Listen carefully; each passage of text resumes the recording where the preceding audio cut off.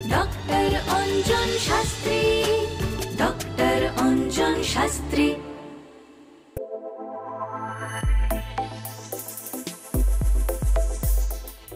আলোচনাটা কিন্তু খুব গুরুত্বপূর্ণ জায়গায় দাঁড়িয়ে আছে। কালসর্প দোষ নিয়ে আমরা আলোচনা করছি এবং কালসর্প দোষ নিয়ে বা যোগ নিয়ে আমাদের যা যা ধারণা আছে সেগুলো থেকে আজকে বেরিয়ে আসার চেষ্টা করব আমরা, বা একটা সঠিক জ্ঞান অর্জন করবার চেষ্টা করব এই ধরনের যোগ বা দোষগুলো নিয়ে।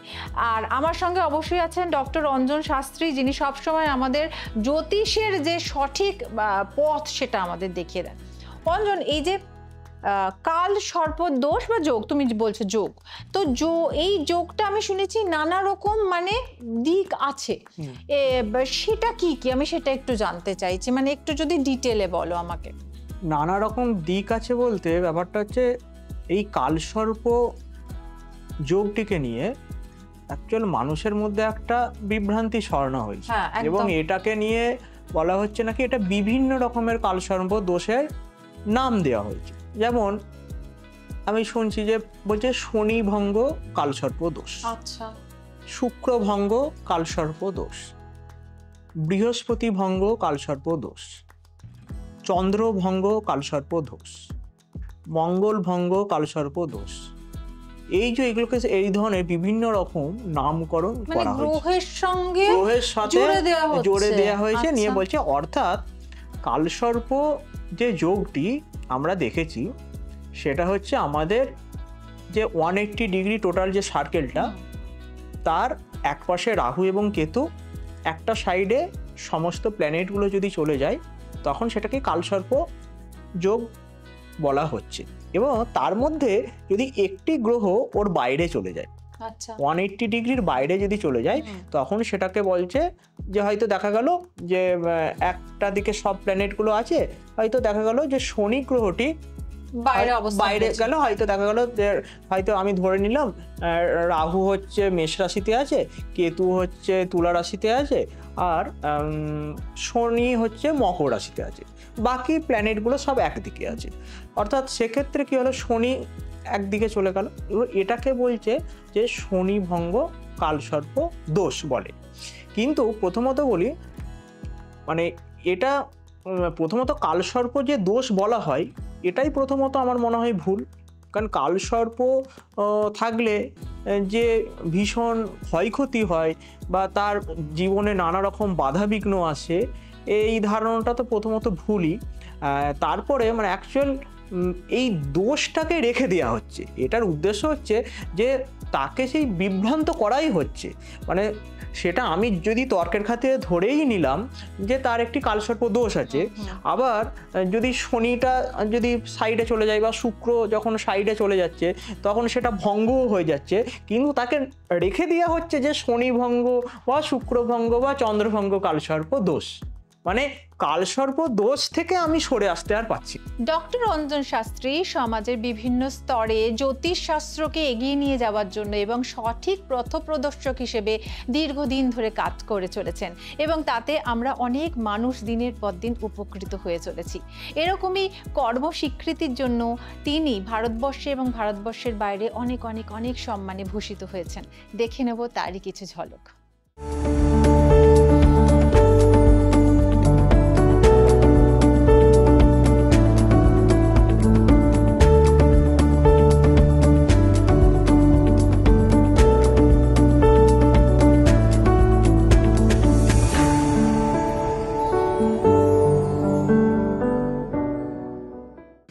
এবং কোথাও একটা ভীতি প্রদর্শক একটা ব্যাপার থাকছেই। অর্থাৎ এটাকে নিয়ে পুরোটাই একটা বিভ্রান্তি ছড়ানো হচ্ছে, অপপ্রচার করা হচ্ছে। মানে এ ধরনের কোনো রকম কিছু হয় বলে মনে হয় না। আর এখানে এই কালসর্প যোগে অনেক ভালো ফলও পাওয়া যেতে পারে, অবশ্যই কিছু নেগেটিভ ফলও পাওয়া যেতে হবে। পাওয়া যেতে পারে। ইউজুয়ালি আমাকে একটা কথা বলো, কারোর যদি কালসর্প যোগ নিয়ে এসে, তুমি যেটা বললে যে জন্মগ্রহণ করে, এটা একদম জন্মক্ষণ থেকে মানে সেই যোগটা নিয়ে সে জন্মাচ্ছে, তুমি যেটা বললে, তো এইটা যদি কারোর থাকে তাহলে ভালো দিকটা কি বা খারাপ দিকটাই, মানে খারাপ দিকটা নিয়ে আগে আমরা একটু আলোচনা করি যে কি কি হতে পারে। মানে একজনের যদি কালসর্প যোগটা যদি একটু নেগেটিভ দিকে যায় তাহলে তার কি কি হতে পারে তার লাইফে? নেগেটিভ ফল অবশ্যই হতে পারে। অর্থাৎ এখানে দেখতে হবে রাহু এবং কেতু সে কোন নক্ষত্রে অবস্থান করছে, কোন হাউসে বসে আছে, তার উপর ডিপেন্ড করছে। যদি দেখা যায় হয়তো কারোর রাহু হয়তো লগ্নে আছে, সেক্ষেত্রে একরকম ফল দেবে। যদি 4th হাউসে থাকে তখন এক রকমের ফল দেবে, আবার যদি 10th হাউসে থাকে তখন এক রকমের ফল দেবে।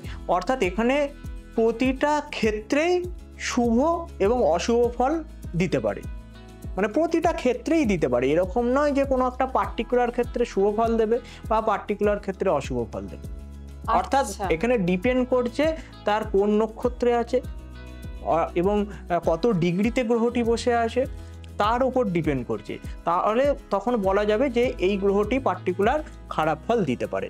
অ্যাকচুয়াল এই কালসর্প যে প্রথমত দোষ বলছে, এটা আগে বুঝতে হবে এটা কিন্তু প্রথমত দোষ তো নয় এবং এটাকে কাটানো যায় না।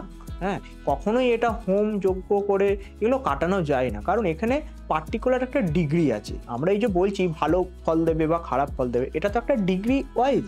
অ্যাকচুয়ালি এখানে একটা অঙ্ক আছে, তাহলে সেই অঙ্কর জায়গাটা থেকে আমরা কিভাবে বেরিয়ে আসি। আমি ধরে নিলাম আমার রাহু হয়তো দেখা যাচ্ছে 12.20 ডিগ্রিতে আছে, সেক্ষেত্রে আমি যদি এটা কোনো রকম কিছু কাটাই, তাহলে কোনোভাবে কোনো ক্রিয়া করে সেটা, তাহলে তো আমাকে সেই ডিগ্রিটা থেকে সরে আসতে হবে। আদেও কি সরে আসবে? আশা কি যায় না কি, মানে সেটা হয়। অর্থাৎ তার যে বার্থ ডেট, বার্থ টাইম, সেটা তো ফিক্সড হয়ে যাচ্ছে। অর্থাৎ সে এই যে বললাম আজকে প্রথমে যে অর্থাৎ সে যখন জন্ম নিচ্ছে, অর্থাৎ এই যে কাল বলতে কি, অর্থাৎ সেই মুহূর্ত, কোন মুহূর্তে সে জন্ম নিচ্ছে, তার দেহটা সর্প অর্থাৎ আসছে, এই যে কাল সর্প, এবং সে কোন মুহূর্তে জন্ম নিল, সেই মুহূর্তটাকে আমি আর চেঞ্জ করতে পারি না। সেই মুহূর্ত ওয়াইজ আমাদের গ্রহ নক্ষত্র যেখানে যা আছে সেটা তো পুরোটাই ফিক্সড হয়ে গেল। ঠিক। তাহলে এই অ্যাকচুয়াল এটা জিনিসটা কাটানো যায় না। তার মানে ঈশ্বর প্রদত্ত ভবিতব্য নিয়ে সে জন্মগ্রহণ করছে, যেখানে কোনো মানুষের ক্ষমতাই নেই সেই জিনিসটা কাটানোর, কারণ ওটা ঈশ্বর ওনাকে দিয়ে পাঠাচ্ছে। একদমই তো সেখানে কোনো যাগ যজ্ঞ, কোনো রকম ধারণ, কোনো কিছু করেই সেই জায়গা থেকে বেরোনো যাবে না, তুমি বেরোনো যাবে না। এবং আমার মনে হয় এর জন্য কিছু প্রতিকার করারও প্রয়োজন নেই। একদমই।